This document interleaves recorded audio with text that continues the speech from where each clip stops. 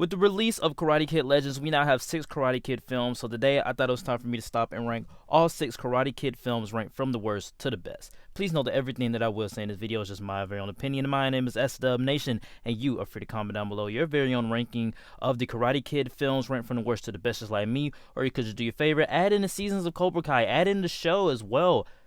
Point of reference, I have never seen the show, never seen a single episode of Cobra Kai, so forgive me for it not being in this ranking, but I haven't seen the show, so all I can do is just do the films. Please don't forget to check out that Twitter and that TikTok link. Those are in the description. And also check out the Karate Kid Legends review. That link is also in the description as well. With all that being said, guys, like, comment, and subscribe, and let's get right into our ranking. Kicking off our list at number 6 for me is The Next Karate Kid. I faintly remember watching this movie as a kid. I don't remember what happened, so when I rewatched it, I still got the notion that, yeah, it's not good. I don't like it. I don't get the relationship between Miyagi and Hilary Swank's character. I don't even remember her name. I don't remember this film at all. Not only that, the plot is just lost here. I mean, I don't care about the bullies. I have no interest in this character and how much she cares about Hawks. I mean, I feel like this movie is just a direct-to-DVD sequel with only one of the original cast members returning from the original franchise. Like, it doesn't even involve this girl doing karate, doing a tournament, and it's just she's training, but for what? I just don't care. She's whiny and insufferable, and Hilary Swank is an Academy Award-winning actress. Clearly, she didn't get an Oscar from this film. The film looks dramatically cheaper and different. Miyagi feels like he's just, phoning in his performance. Again, I really don't like this movie. At number 5 is Karate Kid Legends. This is the newest addition to the franchise, and as far as combat fight scenes go, this is probably the best of the franchise. As far as pacing and story, it's probably the worst of the franchise. If the movie was an hour longer, it would have sung. I think the editing here is atrocious, though, and the story they chose here has all of the ingredients to be a great legacy sequel, but I just feel like they dropped the ball when they decided not to focus on our new Asian, this is the first time this ever happened, Asian Karate Kid in New York City. The Karate Kid that we're following in this film is training a grown man to win a boxing match.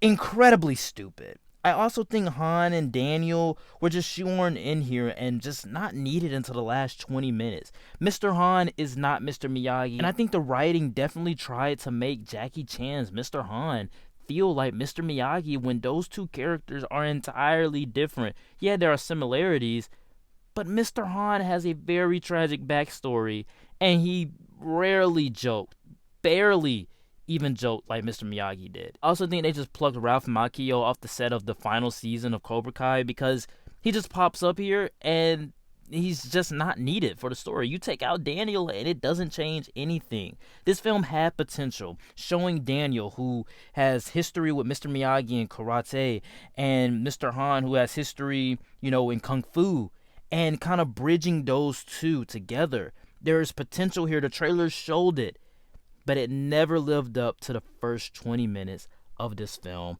They dropped the ball entirely. Number 4, Karate Kid Part 3. This is the last film that I watched. I watched it before I saw Karate Kid Legends, but I rarely watched it. Like, it was just on in the background. I fully sat down and checked it out, and I fairly enjoyed it. It's not good. It's fine enough. It's a lot better than my bottom 2. And I think for majority of the film, we're just going along aimlessly without a central conflict, without a central story. Yeah, we understand, that they want revenge, but for most of the film, we're just going around aimlessly. But once the revenge starts taking place, I think the ingredients here worked better for a part 2 rather than a part 3. I think it seamlessly transitions into a part 2 way better than part 2 did. With the whole sensei from Cobra Kai wanting to get revenge on Daniel and Miyagi, it's so goofy, but for the 80s, it's perfect for a sequel to a film like Karate Kid. The idea of turning Daniel into someone he's not for revenge has all the makings of a perfect sequel, and I just think it works because it kind of drives that bridge between Daniel and Miyagi, and in some cases, yeah, that works better for a third film. There's just so many great ideas in this one.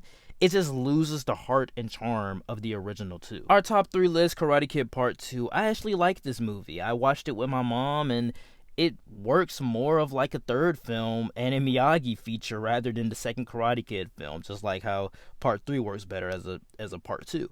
I think what's fun about this film is the difference in location. Being in Okinawa is such a nice change of pace, and it's also pretty fun to see how much more of a fish out of water Daniel is here. The overall story consists of Miyagi returning home to deal with his past, and there are lots of themes of family and loyalty and honor, all of which feel very much like traditional notions of Japanese culture. And I think because of that, it gives this film a little bit of an edge to me. Our runner-up is Karate Kid 84. It's the original, the OG, massively directed by the guy who brought us Rocky. I can't tell you how much I love this film. I grew up on it. My mom grew up on it. We both love it. We watched it together.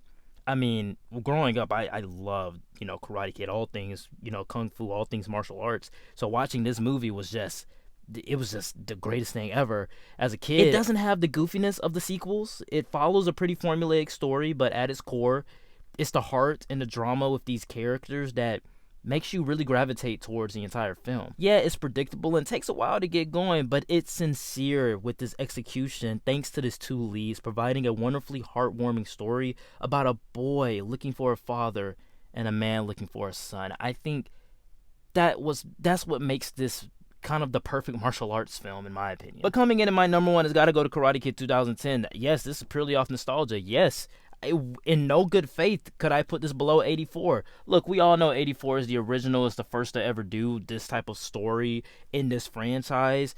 But 2010 is the one that we all grew up on. I mean, if you're my age, I'm in my 20s. You grew up watching this film. This is the movie that made you want to become a Karate Kid yourself. Even though they're teaching Kung Fu in this, you wanted to get into martial arts because of this movie. It's the one that I grew up with. And while it's a remake and follows a pretty same exact format as the original, what I love is that they're in China, and this time they're not even learning karate, they're learning Kung Fu, which I personally think is the better fighting style. Rewatching this movie, you get all of the references to the original, but also how different Dre is to Daniel and how Han is to Miyagi. I think both have their own personalities here, both have their own differences, but also they're very similar to these characters as well. But you just love to see these 2 characters on screen together, Jaden Smith and Jackie Chan. When you get to the training and combat scenes, it's just so much fun, and you actually feel the hits. And even though the training does kind of feel a little bit repetitive of what we saw in the original, of course, it's still pretty fun and it's still pretty charming to see. I think the pacing works here. It's the perfect length with just being at 2 hours and 12 minutes. If this movie's runtime was in Karate Kid Legends, I feel like that movie would have been received a whole lot better than it was. For me, even watching this film 15 years later, again, a lot of people are going to say because of nostalgia, this is at number 1. But I haven't seen this movie in 15 years.